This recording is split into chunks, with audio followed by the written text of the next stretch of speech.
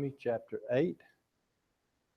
Before we do, let's keep all those in prayer and in our thoughts that are on the sick list. I had spoken to Brother Terry yesterday, and he was not doing too good. And this morning he called me at 8 o'clock, and he is in a lot of pain this morning and not going to be able to be here. So let's make sure we keep him in our prayers.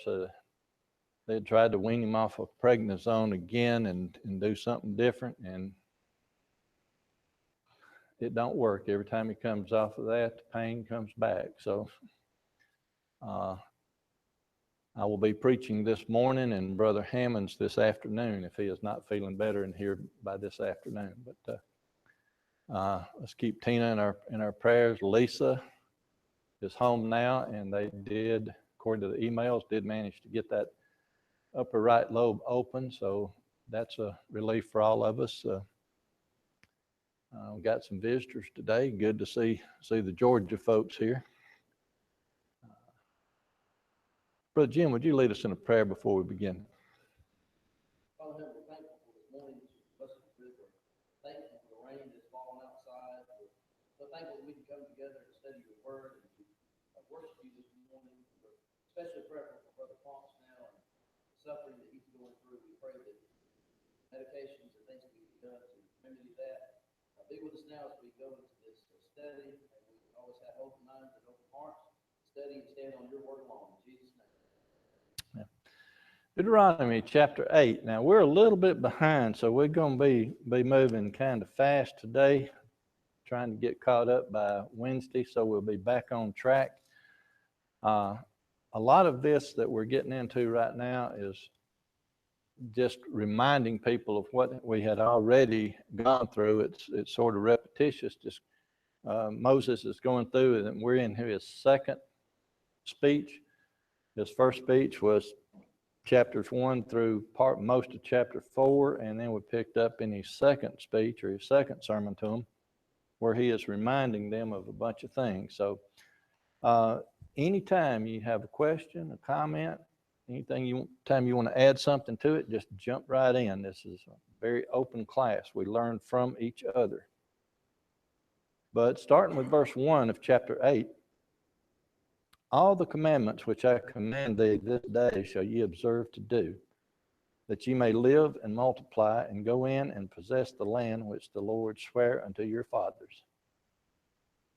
All the commandments. Somebody very quickly look at Matthew chapter 28 and verse 20. Matthew 28:20. Brother Joel, you're fast with the Bible. Can you get there real quick? 28:20, Matthew.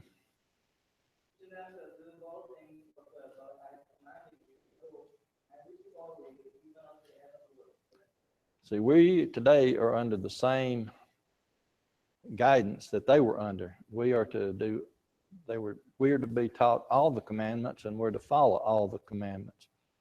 Then verse 2 says, and thou shalt remember all the way which the Lord thy God led thee these 40 years in the wilderness, to humble thee and to prove thee, to know what was in thine heart, whether thou wouldst keep his commandments or no. If you remember, when they left the land of Egypt, he was taking them the long way to the promised land so that they wouldn't see war right away, because they had not been warriors. He was giving them a little adjustment time. And then when they got to the promised land, they hadn't adjusted, because 8 of the 10 spies were faint of heart, lack of faith, whichever you want to call it, which then caused God to put them in the wilderness another 38 years so that he could, shall we say, adjust their attitude, get them thinking right. So now we've come full circle. We're in the last month of the 40th year, just prior to them about to go in, and Moses is doing his speeches to them, and he is reminding them of all the things that they have seen and done, and trying to get them ready.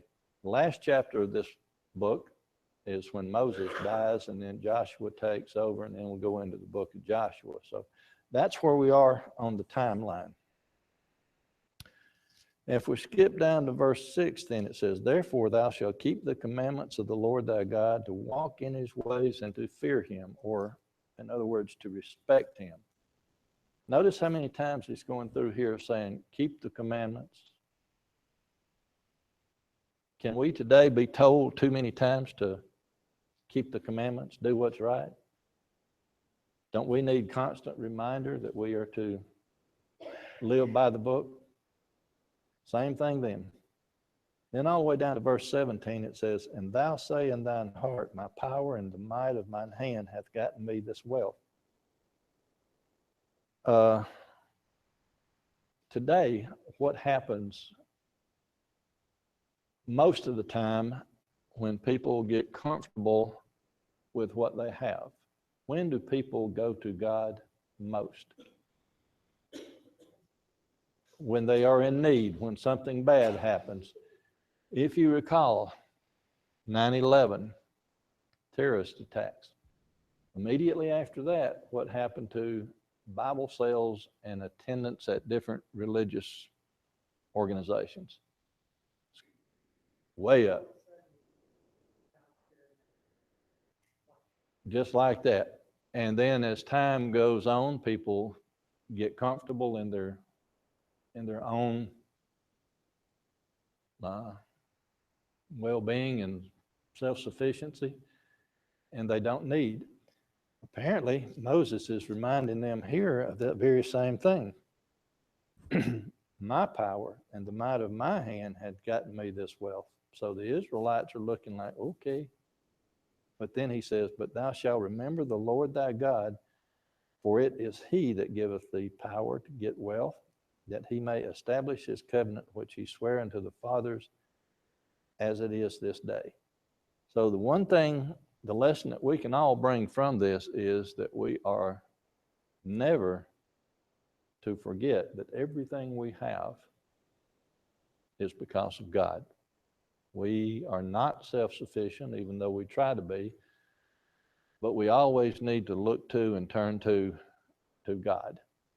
Never forget that. Questions or comments on chapter 8? Okay. I was just hitting the high tops there, but chapter 9. This is where Moses is, I guess you could call it, rehearsing Israel's rebellion when he says in verse 1, hear, O Israel, thou art to pass over Jordan this day to go in to possess nations greater and mightier than thyself, cities great and fenced up to heaven. Now, we've already talked about how the cities were fortified and how some of them you had to, they didn't even have a door or a gate at ground level. They had to raise things up in baskets or platforms to get in and out.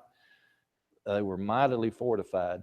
And to remind you, that was basically because the Arabs of that area were sort of, I guess you could call it lightning strike forces. They would go in on camels and horsebacks, and they wouldn't dismount. They would just rummage, destroy, and pillage while on horseback. Well, if they can't get up the wall or into the city, that they're pretty well protected. So that's where that comes from. Now, if we look down at verse 5, and this is to me, very important. Verse 5 says, not for thy righteousness or for the uprightness of thine heart dost thou go to possess their land. But for the wickedness of these nations, the Lord thy God doth drive them out from before thee, and that he may perform the word which the Lord sware unto the fathers, Abraham, Isaac, and Jacob. Understand, therefore, that the Lord thy God giveth thee not this good land to possess it for thy righteousness, for thou art a stiff-necked people. Wow. What does that tell you?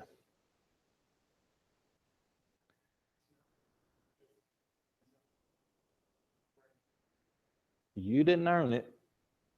But we also have to remember, did the people that were currently in that land have a right to the land?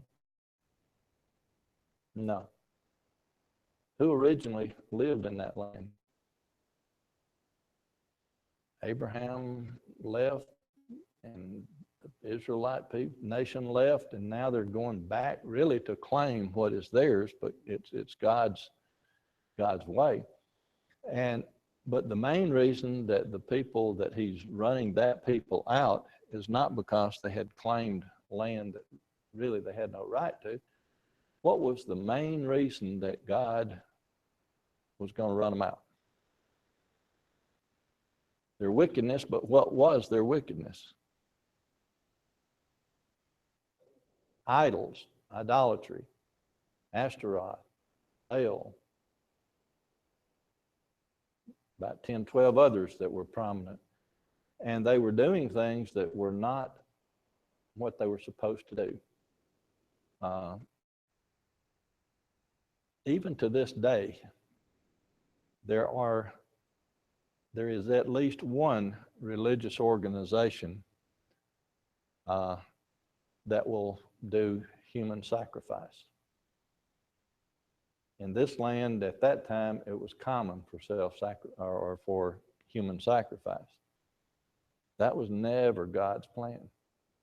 So remember the verses that say that the children was don't let your children pass through the fire. That's what that meant. They would heat up the idol and put the children on the idol and let them burn to death, roast to death, boil to death, whatever you call it. Never God's plan. So the wickedness that brings up God's wrath is not looking to the God first. They're looking to God's small letter and doing all manner of things that they're not supposed to do. That is the sum total of their wickedness, in addition to a bunch of other stuff, but that's the main most reason.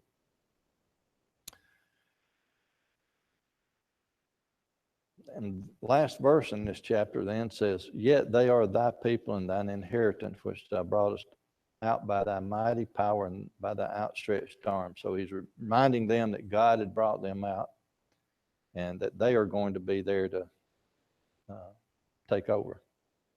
Questions on chapter 9? Okay. Chapter 10, we start looking at God's mercy. We can skip all the way down to verse 12. And, well, let's see, verse 1 through 11 deals with Moses sort of informing of God's mercy. And then when we get down to verse 12, we talk about the love of God. And it says in verse 12, "And now, Israel, what doth the Lord thy God require of thee?" And I'm going to pause there because that's a question. What does the Lord thy God require of thee? And then he follows it up by answering. He gives 4 things that they're supposed to do, or 4 things that are required of them. But to fear the Lord thy God, respect the Lord thy God. Are we not commanded in the New Testament to love God? Put him first. Second thing they're supposed to do is walk in all his ways. Are we today not to follow those same instructions? Matthew 28:20 that Joel just read was, "Go ye into all the world, teach them all the commandments." Well, you don't teach them unless people are to follow them or obey them. Then the is to love him.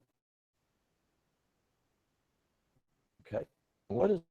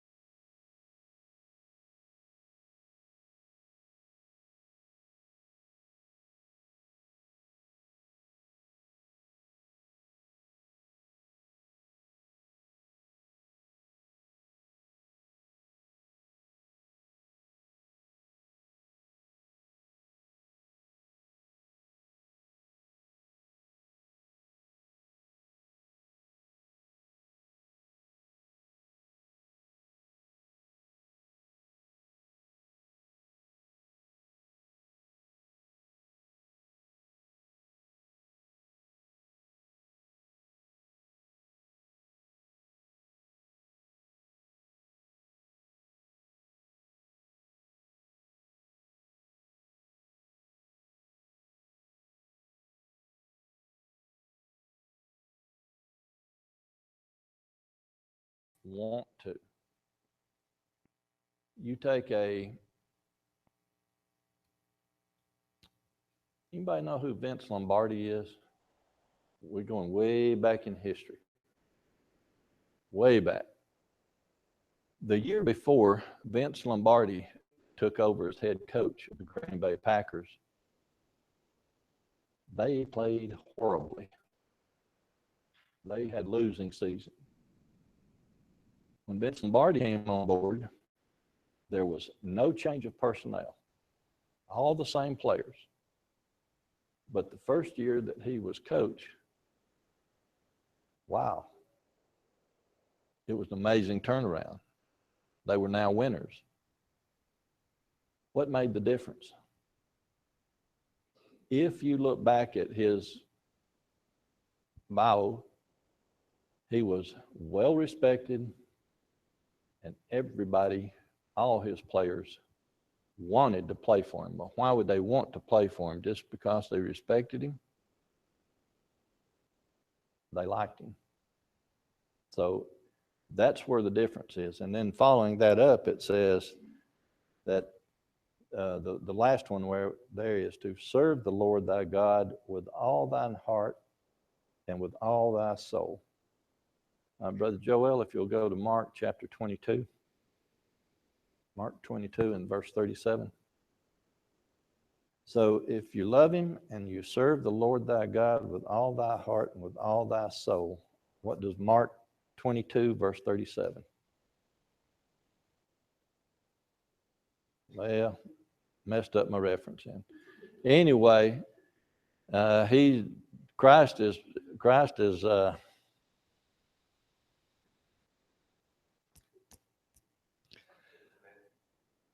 well, I hadn't lost all my marbles yet, but there's definitely a hole in the bag, I guess. The verse that I'm looking for was the one where he is responding to the question, and he says the first commandment is to love the Lord thy God with all thy heart, all thy soul, all thy mind, and all thy strength. So we are given the same guidelines and directions as the Israelites were given. Sorry about that mix-up. And in verse 13 it says, to keep the commandments of the Lord and his statutes, which I command thee this day, for thy good. So he is, the things that we're supposed to do, they are not all for God, because now he's telling us you're doing it because it's good for you. Verse 16 and 17. Circumcise therefore the foreskin of your heart, and be no more stiff-necked. For the Lord your God is God of gods and Lord of lords, a great God, a mighty and a terrible, with regard, which regardeth not persons, nor taketh reward. Circumcision is a physical act. It was done to the Hebrews as a sign or symbol that they were on board with God, because they've been instructed to do that. So what does it mean here to circumcise the heart? Because we're not instructed to do that in the New Testament. We're not required in the New Testament to be circumcised. So why are we told to circumcise the heart?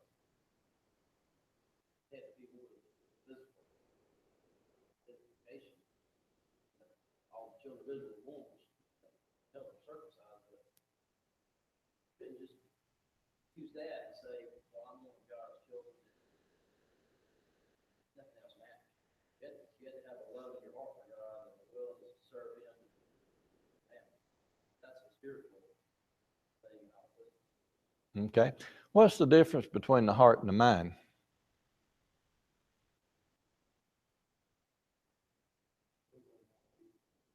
Depends on how it's used, but if you look at it one way, which is more powerful to us today, the heart or the mind? Jeremy can again say it depends on how you look at it, but pardon? Okay, let me go at it this way. How many people do you think there are who are well educated, can read, they know, they understand, but when the heart comes into play, people will do what they want to do out of emotion, which overrides their knowledge. Even have the pressure that their heart's not in it. Their heart's not in it. Someone that maybe at work knows what to do and they just don't do it. You say, well, their heart's not in it. They doesn't mind what they need to do. They just didn't have a willingness. And the ad agencies know that. What do the ad agencies appeal to in all the commercials that you see? Do they appeal to logical thinking or do they appeal to emotion? Pardon? Not the commercials of today. They try to play at the heartstrings. They try to get the emotion on board because emotion will drive most things. You got hand going up? This parallel between circumcision and the heart, nothing not only throughout the Old Testament, in the New as well, that the physical act and by the New Testament is back. Mm-hmm. We've said it a million times. I can take whoever I want, force them under the water, it does no good. If they don't want to do it, if they don't understand why, it doesn't do it. Same thing with Israel. They did physical acts because that's what everybody did. Doesn't mean you don't have the emotion behind it. And in the New Testament, what are we told about it being written on our heart? That's the driving thing. We can have all the knowledge in the world, but if we let the heart get in the way sometimes, we can still mess up. Yes. Okay. We're not going to look it up, but in Isaiah, he is referred to as mighty, speaking of God. Then down at verse 19, it says, love ye therefore the stranger, for you were strangers in the land of Egypt. Again, he's reminding them of where they had been and why these things were to take place. Again, if we go to the New Testament, what, in addition to the first commandment being love the Lord thy God with all thy heart, soul, and mind, the second commandment is love thy neighbor as thyself. And who is our neighbor? Everybody. So same rules here. Verse 20, thou shalt fear the Lord thy God, him shalt thou serve, and to him shalt thou cleave, and swear by his name. He is thy praise, and he is thy God, that hath done for thee these great and terrible things which thine eyes have seen.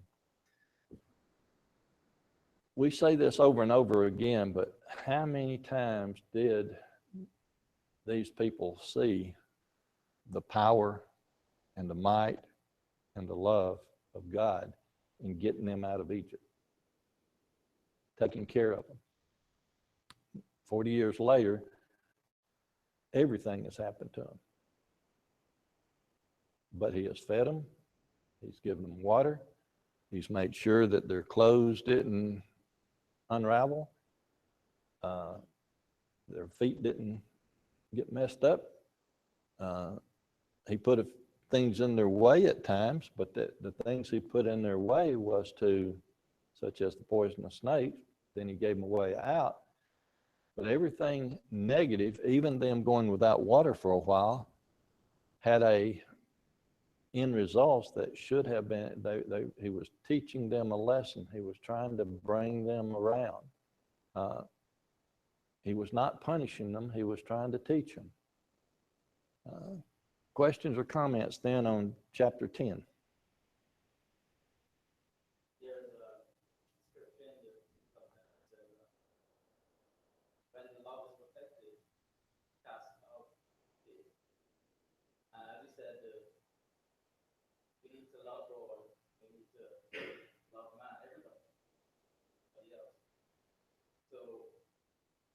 perfect love casts out fear. But we need to show that perfect love first. Mhm. Or we can say that you have a fear. You are absolutely correct. In my opinion, just my opinion, is we will never perfect that. We can strive for it, but only Christ was the perfect one. So we still need to work on it. Chapter 11 then. Most of the chapter, down through about verse 21, it's talking about studying and obeying the commandments. Starting with verse 1, therefore thou shalt love the Lord thy God and keep his charge and his statutes and his judgments and his commandments always. Or, as we would say here in the South, always. Again, this has been said before, but he's going back and reminding them again that they are to study and keep what has been given to them. Verse 7 then says, but your eyes have seen all the great acts of the Lord which he did. We've already talked about that. Therefore shall you keep all the commandments which I command you this day, that you may be strong and go in and possess the land whither you go to possess it. Matthew 19:26. Matthew 19:26. He has just told them to be strong, go in and possess it. But Jesus beheld them and said unto them, with men this is impossible, but with God all things are possible. I think that's one of the things that we forget today. We try to do everything on our own, and many things we can't do on our own. But if God is on our side, all things are possible. Now, does that mean that we're going to get everything we want? Nope. We're going to get what God wants us to have. But what is the biggest prize of all that we are assured of? We know we can get the biggest prize of all, and what is that? Heaven. And all we have to do is what? Follow his instructions. Verse 13. And it shall come to pass, if you shall hearken diligently unto my commandments, which I command you this day, to love the Lord your God and to serve him with all your heart and with all your soul. There that phrase is again. All encompassing. All your heart, all your soul. Verse 15. And I will send grass in thy field for thy cattle, that thou mayest eat and be full. Take heed to yourselves that your heart be not deceived, and you turn aside and serve other gods and worship them. And this is what I was talking about, is the heart is the, why would they, let me back up just a second. When they were wandering in the wilderness all those years, how many times did they say, Moses brought us out here in the wilderness to die? We was better off back there. Why did they say that when here it has already told them, look back now, you have seen all these things. So why did they think they would be better off in the place that they had left, which they were under bondage at the time, terrible conditions? Moses brought them out to give them, by God's instructions, to give them something great and wonderful. So why did they want to go back? Why did the least little problem did they always appear to be turning their back on God? They couldn't see the promised land. They didn't keep their eyes on it. Did they have knowledge? So what was the driving force? The heart, the emotion. So in the New Testament, we're told, where does sin come from?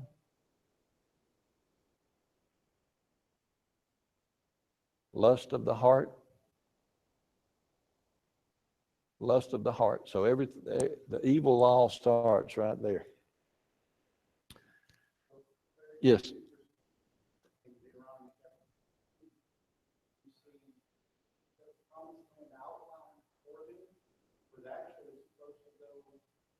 From the Euphrates in Mesopotamia all the way across to the Red Sea. Mm-hmm. But you see God through Moses reminding the Israelites, oh, and when you go through this land, don't do anything here. I've given it to these people who are your relatives. And oh, by the way, this land used to have giants in it, but it doesn't anymore because I let them be a people.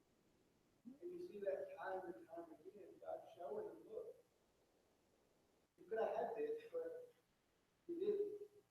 So now you keep. Very good. So one thing too, that see how bad the children of Israel, and what they were doing, their attitude, how bad it was. It's, put it in today's terms, is convert someone who's been in the bondage of sin. They're baptized into the Lord's church. And then, because their lifestyle has changed from that, they blame the person that taught them, they blame God, they blame, I don't know if I've ever, not personally, heard of anyone with that kind of attitude. I'm sure there's, sometimes they miss their family or friends, or whatever, that's maybe a natural thing, but I don't think we've ever heard someone who was that bad to the point where they pointed to the people, helped bring them to the truth and say, brought me here, this is worse than before, I want to go back. That's how bad their sin was. It's something that we don't even think about today when someone obeys the gospel. That as they begin their Christian journey toward the promised land, toward heaven, that they haven't seen yet, but they say, this journey is terrible, I wish I would have seen it again. You don't hear that. That shows how bad what they did was. God talks about how egregious it was. On the other hand, though, we have to be careful not to take things personal. I have studied with people. I have even baptized people. Then they left the church. It wasn't me that they were rejecting. Who were they rejecting? God and His Word. Brother Jimmy?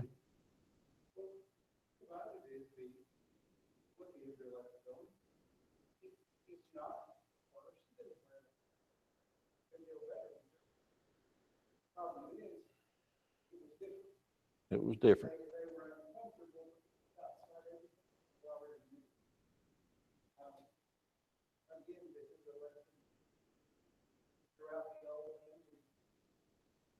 And what is the biggest problem people have today in business when they're wanting to do something different, do something new? Fear of the unknown. They're comfortable with what they know. That's why in school, or at least when I was in school, I don't know what they do these days, but when I was in school, after your summer break, when you went back, the first thing you did was to go over what you had supposedly learned last year, and then you progress into something new. They take you from the known to the unknown. They just don't drop you in the middle of something. So, and I think that's what Moses is doing here, is he's through God's instructions leading them around. In verse 18, it says, therefore shall ye lay up these my words in your heart and in your soul, and bind them for a sign upon your hand, that they may be frontlets between your eyes. Another term for that is phylacteries. If you ever read anywhere, that's basically just the little box that they put on there to remind them of what they're doing.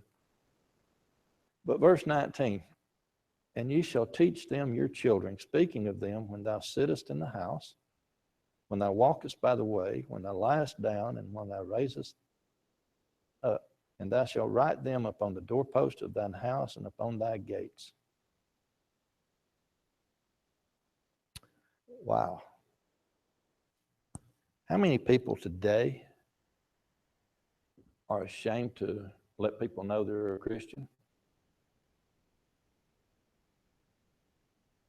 Not speaking of this congregation, just speaking generically now. How many people in the world cower or do something different when they're challenged because they are a Christian?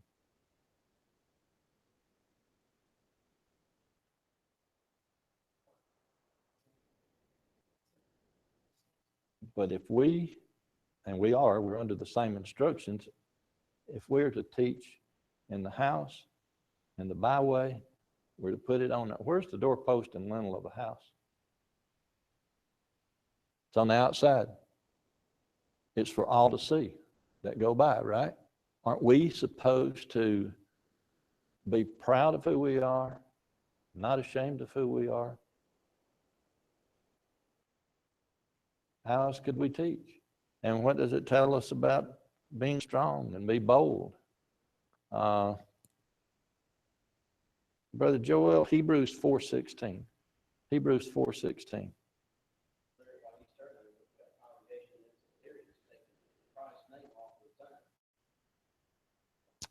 Now community.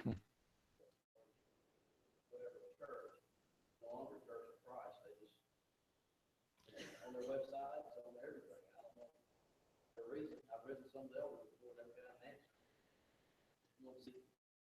And so this is nothing new. This all started back around it started a little bit before, but the Supreme Court made the decision in 1947, which sort of started the thing rolling downhill about removing prayer from school, removing God out of schools and things like that. And if you go back and look at your history, what was the first book used in schools in the United States after we were formed as a country?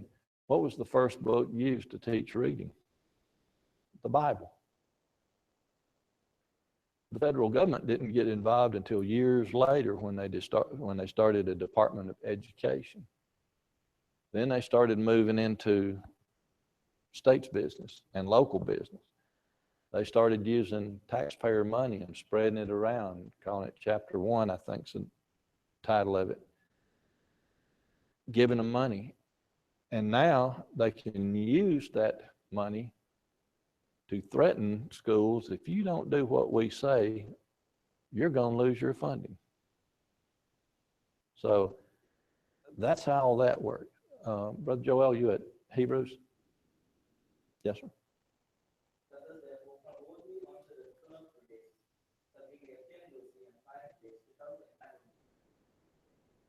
We're to be bold, especially in time of need, right?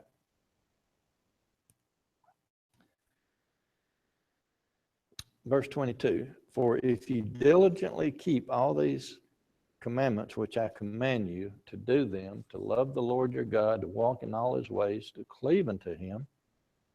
Now, cleave has two meanings. Cleave means to separate, and cleave means to bond. Which one do you think we're talking about here? Marriage is a bond. You're supposed to get tight and stay tight. Then will the Lord drive out all these nations from before you, and you shall possess greater nations and mightier than yourselves. I want to read that again. What does it mean to be diligent? Pardon? Don't give up. Take it to heart. Do your best. Work at it steady. It's all those rolled into one. And it says, Moses is speaking to the Israelites now saying, if you do these things, then will the Lord drive out all those nations before you. So they had a responsibility. God promised this land. It was theirs. All they had to do was what? Was he going to fight their battles for them? Yeah. as long as they were obedient. And you will see time and again throughout the Old Testament where every time they wavered and turned their back on God, what would happen to them? They would lose their possessions. They would go into captivity. After they thought about it, sometimes 50, 60, 70 years. And once they decided, oops, we better get it right, what would happen? They would be back in God's grace and they'd be going the right way again. Saw Lonnie come in to count, so I'm not going to get past chapter 11, but we will finish it. Verse 26, behold, I set before you this day a blessing and a curse. A blessing if you obey the commandments of your Lord your God, which I command you this day, and a curse if you will not obey the commandment of the Lord your God. But turn aside out of the way which I command you this day to go after other gods which you have not known. How does that apply to us today? Are we under a blessing and a curse today?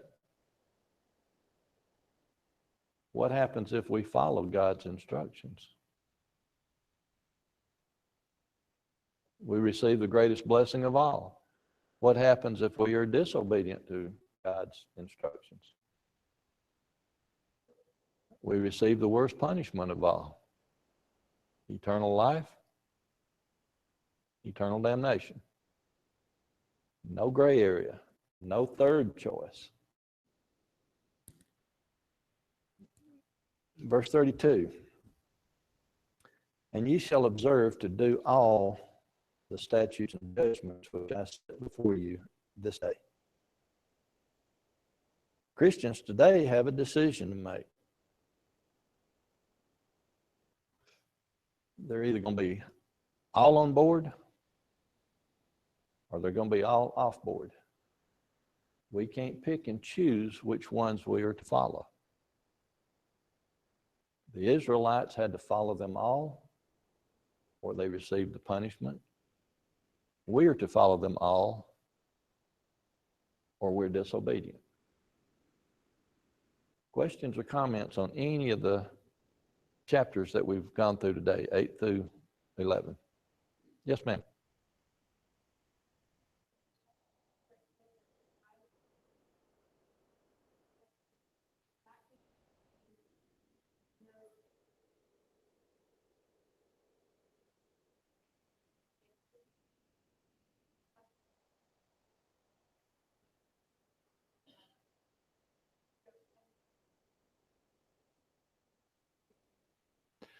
I'm so glad you brought that up because that is absolutely correct. And how does that apply to us today? Did we see all that stuff?